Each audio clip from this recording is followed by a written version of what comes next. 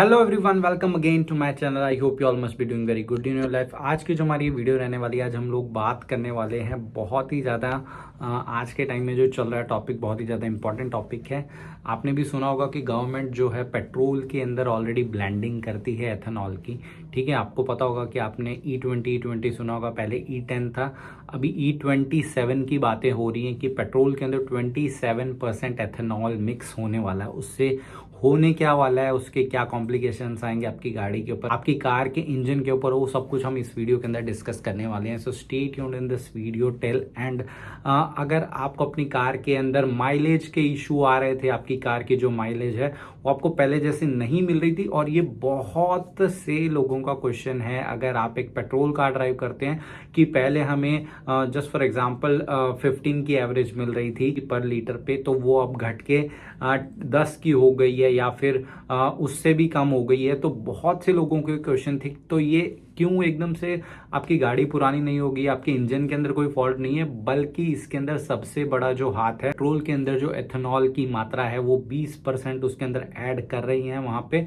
ठीक है, तो 80% ही पेट्रोल मिल रहा है। और जो हमारी, अगर आपकी कार पुरानी है, ठीक है, आई थिंक जो अभी तक पिछली कार्स थी वो E10 के अकॉर्डिंग चलती थी।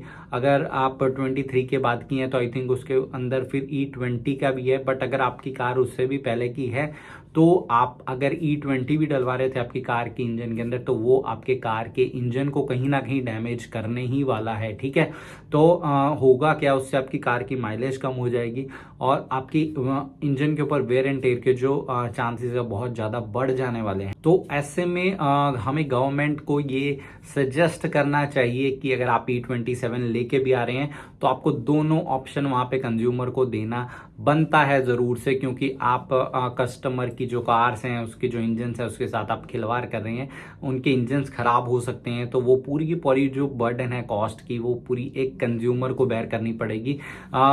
सरकार को तो क्या है, वो उतने ही पेट्रोल, ऐसा भी नहीं है कि अगर E20 या E27 अगर कोई भरवा रहा है तो उसको थोड़े से पेट्रोल के जो प्राइसेस हैं वो कम देने को मिल रहे हैं, तो भी समझ आता है कि हाँ भाई, जो पेट्रोल नॉर्मल पेट्रोल है वो 100 रुपए का बिक रहा है और E27 वाला वो 80 का बिक रहा है। तो it's choice of a customer की वो क्या डलवाना चाहता है। बट यहाँ पे तो हमें, हमारी कुछ चल ही नहीं रही है, बट जो गवर्नमेंट चाह रही है वो अपने हिसाब से कर रही है, और इसके अंदर सबसे ज्यादा जो भुगतान करना पड़ रहा है वो हमें करना पड़ रहा है। So do let me know in the comment section कि आपको भी अब पिछले कुछ टाइम से, पिछले कुछ महीनों से या साल से, साल 1.5-2 साल से आपको ऐसे देखने को मिल रहा है, जब से E20 लॉन्च हुआ है उसके बाद से, कि आपकी कार की जो माइलेज है वो कम होती जा रही है। ठीक है, जबकि ऐसा कुछ भी नहीं है कि आप अपनी कार को अच्छे से मेंटेन नहीं कर रहे हैं, सर्विस नहीं करा रहे हैं। एवरीथिंग इज गोइंग एज जो पहले आप करते थे अपनी कार के अंदर, बट अब जो माइलेज वो नहीं निकल के आ रही है, क्योंकि उसके सबसे बड़ा रीजन है एथेनॉल की ब्लेंडिंग हो रही है पेट्रोल के अंदर, जो कि आपको पता भी नहीं है। बट अब ये वापस से बढ़ाने की बात चल रही है, 20 से 27 पे बात जाने वाली है। और जैसे कि टोयोटा ने अभी एक ऑफिशियल नोटिस जारी किया है, जिसके अंदर उन्होंने क्लियरली मेंशन किया है कि अगर आप अपनी कार के अंदर ये E20 E27 वाला पेट्रोल डलवाएंगे तो उसके बाद अगर आपकी कार के इंजन के अंदर कुछ भी फॉल्ट होता है तो वो वारंटीज जो होती हैं हमारे 5 ईयर वारंटी है, जो भी आपने ली होगी अपनी कार के साथ, नई कार के साथ, तो वो वैलिड नहीं रहने वाली हैं।